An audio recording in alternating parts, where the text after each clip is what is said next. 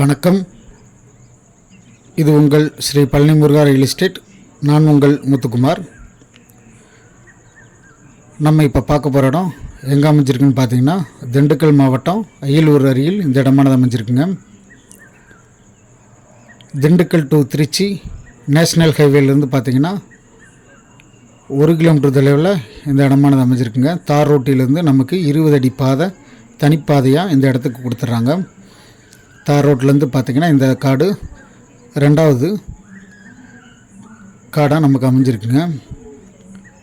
நல்ல ஒரு விவசாய நிலம் நமக்கு இன்றைக்கி விற்பனைக்கு வந்திருக்குங்க. இந்த இடத்துல என்னென்ன இருக்குதுன்னு பார்த்திங்கன்னா, ஒரு கிணறு ஒன்று, இலவச மின்சாரம் ஒன்று, போர் ஒன்று இருக்குங்க. 150 தென்னை மரம், காப்பு மரம் இருக்குங்க. தென்னங்கன்றுன்னு பார்த்திங்கன்னா ஒரு 50 கன்று இருக்குங்க. மாமரம் வந்து ஒரு 10 இருக்குங்க. இந்த இடத்தோட மொத்த பரப்பளவுன்னு பார்த்திங்கன்னா 2 ஏக்கர் 25 சென்ட்டுங்க. ஒரு ஏக்கரின் விலையானது பார்த்திங்கன்னா நமக்கு 28 லட்ச ரூபா சொல்லியிருக்காங்க. இதில் இருக்க தென்னை மரம் எல்லாமே பார்த்திங்கன்னா உங்களுக்கு 150 மரம் கிட்டத்தட்ட பார்த்திங்கன்னா நமக்கு காப்பு மரமாக தாங்க இருக்குது. கேணிலையும் ஒரு நல்ல தண்ணி இருக்குங்க. போர்லேயும் நமக்கு பார்த்திங்கன்னா ஒரு நல்ல தண்ணி இருக்குங்க. நல்ல ஒரு தோட்டம் நமக்கு இன்றைக்கி சேல்ஸுக்கு வந்திருக்குங்க.